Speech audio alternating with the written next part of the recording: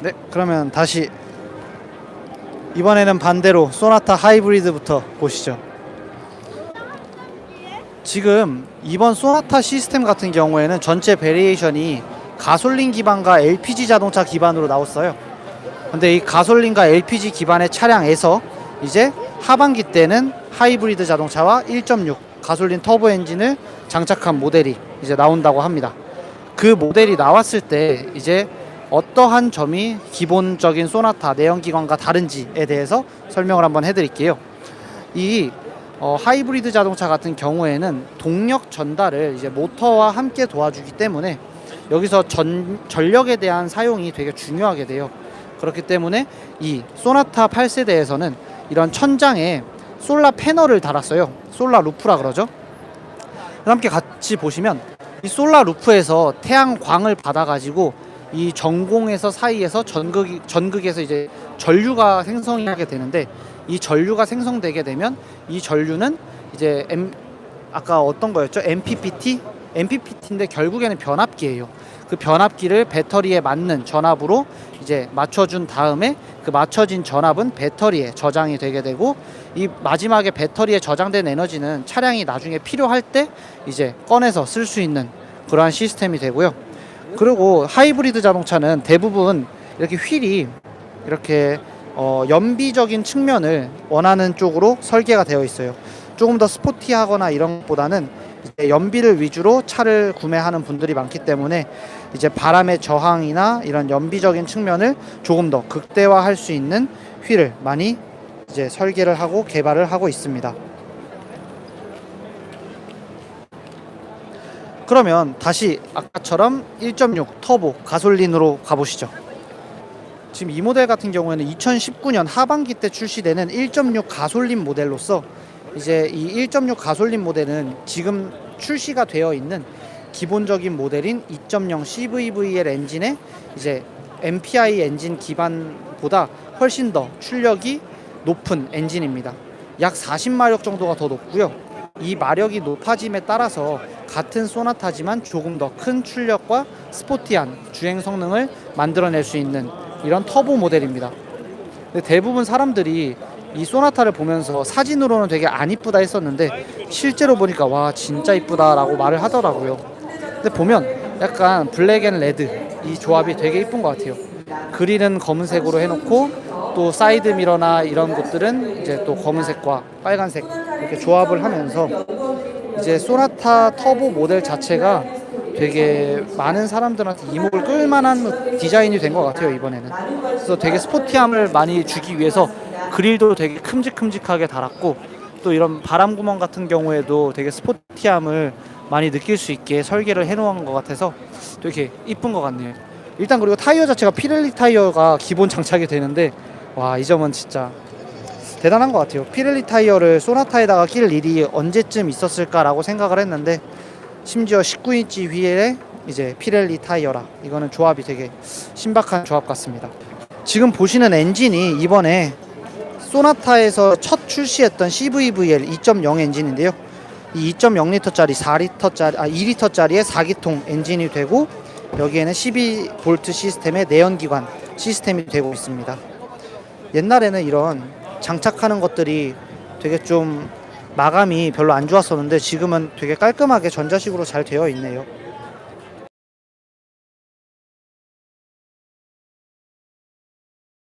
지금 이 차량 같은 경우에는 벨로스터를 기반으로 이제 JS 2세대죠. 2세대 벨로스터를 기반으로 만든 벨로스터 N 모델이고요. 지금 세이프티카라고 써 있는데 이게 이거 아마 벨로스터 N컵에서 세이프티카로 사용을 하고 있는 벨로스터 차량인 것 같습니다. 지금 이 차량 같은 경우에는 2.0리터짜리 터보 엔진을 달고 있는데 마력이 무려 275마력이에요. 되게 과급을 많이 한 엔진 같은데, 이 엔진에다가 이제 조금 더 스포티한 거를 많이 할 수 있게 튜닝 파츠들을 단 이런 모습을 보이고 있습니다. 예를 들어서 BBS 휠이나 또는 이제 휠과 브레이크, 그리고 안에 보시면 이런 차대 강성을 보완하기 위한 바들이 많이 있어요. 전복 시에도 안전하게 운전자를 보호할 수 있게 차대 강성 바 같은 게 함께 들어 있습니다.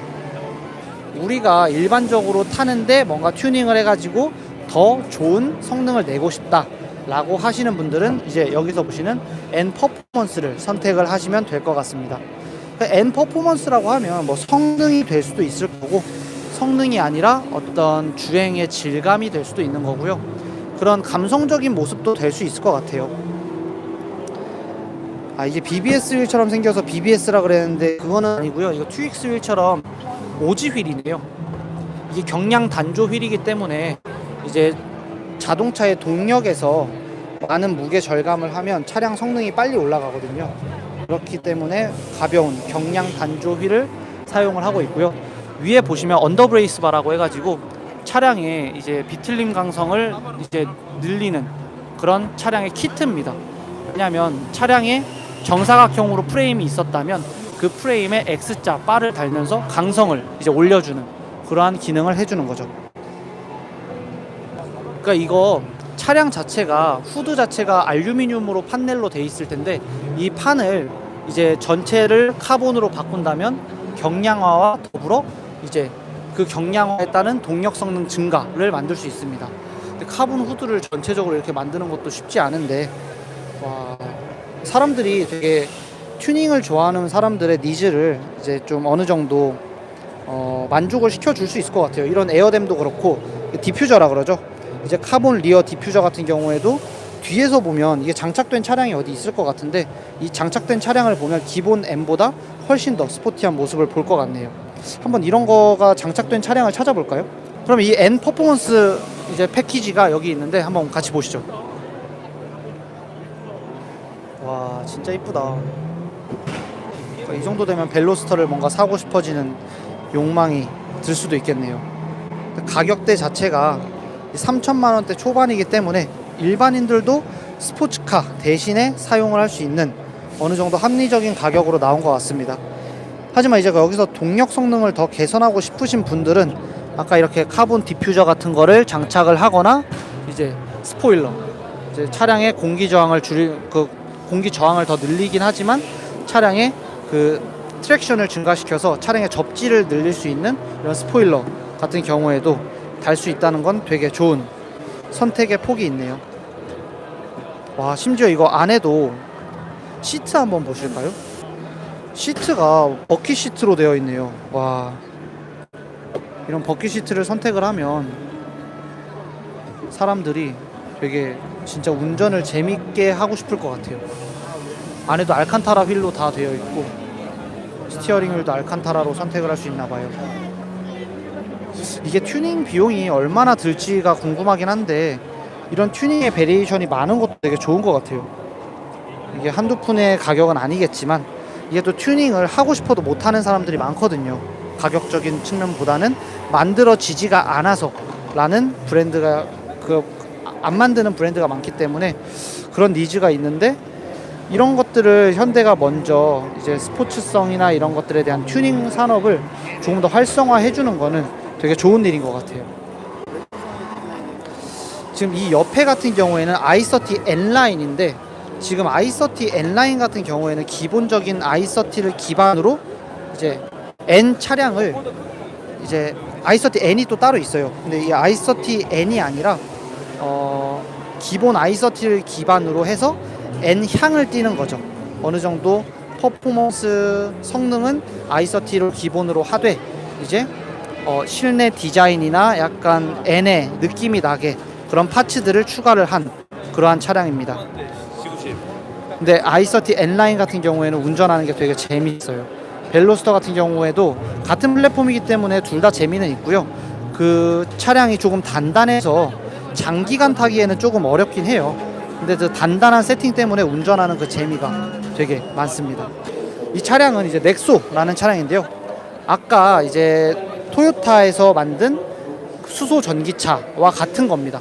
넥소 같은 경우에도 이제 수소와 산소의 이제 반응을 통해서 에너지를 만들어내게 되고, 그 만들어진 에너지는 배터리를 통해 다시 차량을 구동시키는 방식으로 이제 작동을 하는 수소 전기차입니다. 퓨어셀 카라고 하죠.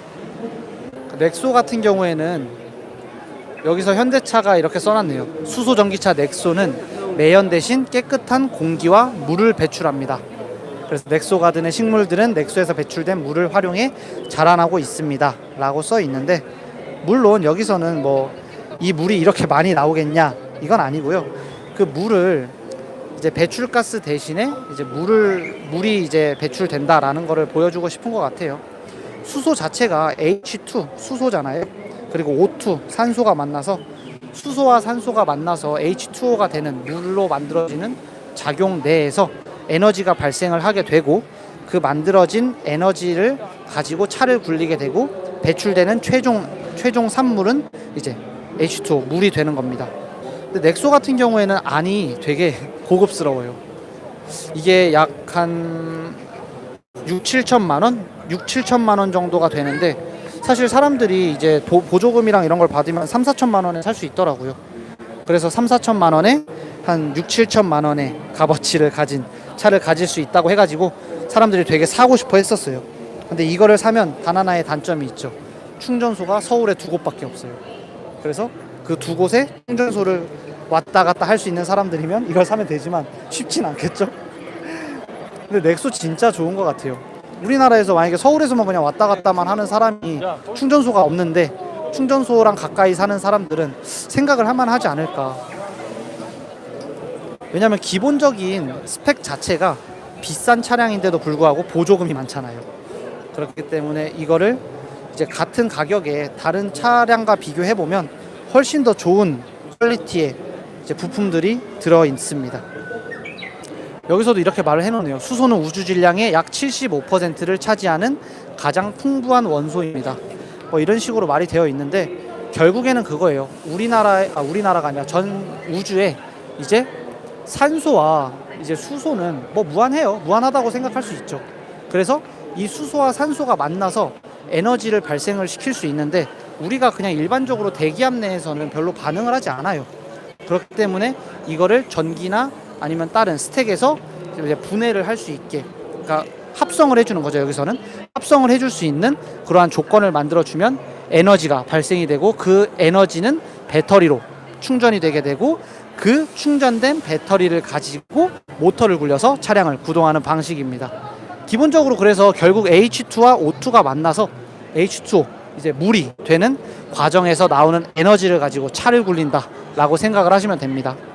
하지만 이런 순수한 수소를 그냥 공기 중에서 얻어내는 것은 쉽지 않아요. 그렇기 때문에 이러한 수소를 얻어내기 위해서 공정들이 많이 있는데, 그 공정들을 가지고 이제 과연 친환경적이냐 아니냐에 대한 악유는 아직 남아있죠. 한때 되게 말이 많았던 차가 제 눈앞에 있습니다. 바로 이 G90 차량이죠. 뭐 G90이다, 어떻게 보면 뭐 슈퍼맨 그릴이다 이러면서 말이 되게 많았었던 건데, 이렇게 보니까 되게 고급스럽긴 하네요. 확실히 리무진이니까 가장 비싼 거겠죠? 약 한 1억 5천만 원 정도가 될 거라고 예상이 되는데, 이제 그렇게 됐을 때 그릴 같은 경우 보세요. 와, 이거는 크롬으로 해가지고, 와, 확실히 고급 브랜드이기 때문에 진짜 고급지게 만들어 놨네요. 반짝반짝하네요. 이번 연도 말인가요? 한 내년 안에 G80이 나올 거라고 예상을 하고 있던데, 이 G80 같은 경우에도 바뀐 차량의 디자인 자체가 사람들한테 인기가 되게 많았어요. 저 같은 경우에도 이 디자인이 너무너무 마음에 드는데, 하지만 여기서 가장 아쉬웠던 게 이 차량의 공차 중량이 2톤이 넘어요. 2톤이 넘는다는 거는 이 큰 자동차를 끄는데 에너지가 많이 든다는 소리겠죠? 그러니까 그렇게 큰 에너지를 필요로 하는 차기 때문에 연비가 좀 안 좋은 단점이 있었습니다. 근데 하지만 우리나라 차량 치고는 되게 내장재도 훌륭하고 다른 나라의 옵션에 비해서 훨씬 더 좋은 옵션에 조금 더 싼 가격으로 살 수 있는 차량 중 하나였죠.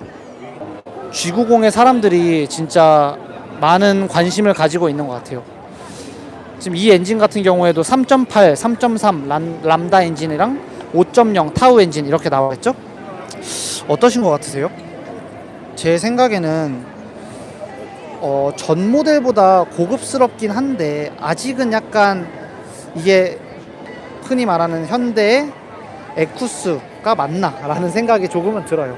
되게 고급스러워진 거는 맞는데, 이 부분에 대해서 아직 그 작아진 눈매와 이런 부분에 대해 사람들이 아직은 이질감이 있는 것 같아요. 뭔가 우리나라는 크고 두껍고 이런 차들을 좋아하는데 그릴이 커진 거는 되게 사람들이 좋아함에도 불구하고 이런 작은 눈이나 이런 것들에 대해서 사람들이 약간 호불호가 갈리는 것 같더라고요. 저는 휠 같은 경우에는 대체적으로 만족입니다. 휠 같은 경우에 되게 고급스러워요. 마이바흐의 휠과 비슷하죠. 근데 이런 마이바흐와 휠과 비슷하지만 세차장 가면 아마 난리 날 겁니다. 세차 좋아하시는 분들 아시겠지만 와 이거 세차하다가 이거 세차 이거 못해요. 맡기셔야 될 것 같습니다. 이 정도 차 타시는 분은 대부분 차를 맡기시죠. 그러면 조금 더 제네시스에서 만든 스포티한 브랜드 G70으로 가보시죠. 여기는 약간 스포츠성을 지향하는 차들을 모아놨는데 G80 스포츠와 G70 이렇게 두 개가 있을 것 같네요. 네. 그 G80 스포츠 같은 경우에는 이제 G80을 기본 베이스로 하여서 이제 세팅 값을 바꿔서 스포티한 모습을 만든 차량이라고 보시면 됩니다. 확실히 제네시스 브랜드는 흰색이 이뻐요. 여기서 GDI 터보 GDI면 3.3 람다 엔진입니다. 3300cc 람다 엔진이고요. 근데 가격대 자체가 되게 비싼 가격대를 유지하고 있고, 강성바 같은 경우에는 BMW의 M과 되게 비슷한 유사하다 그래야겠죠? 유사한 점을 많이 보이고 있습니다.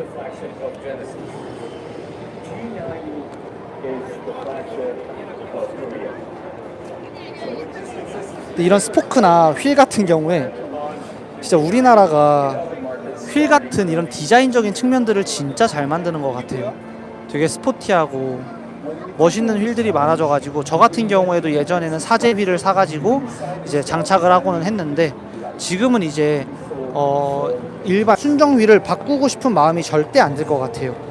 G80 스포츠만 해도 너무 이쁘고 G70 스포츠의 휠도 되게 스포티하거든요. 이렇게 살이 되게 없는 이런 경량 휠 같이 생긴 모습을 보이고 있습니다. 얘는 이제 지금 보시는 건 G70이고요. G70 같은 경우에는 똑같이 3.3 람다 엔진을 탑재한 차량이 있는데 이 G70 같은 경우에는 차가 일단 가벼워요. 차가 G80보다 훨씬 더 가볍기 때문에 잡아 돌렸을 때 훨씬 더 운전하기가 쉬운 그런 자기가 가고 싶은 대로 갈 수 있는 그런 차량인 거죠. 얘는 그릴이 되게 고급스럽게 돼 있네요. 요즘에 대부분 현대자동차 신입사원들이 얘기를 해보면 뭐 사고 싶어 라고 하면 제일 먼저 G70 사고 싶다고 하더라고요. 가격대가 신입사원들이 사기에는 아직은 많은 무리가 있습니다.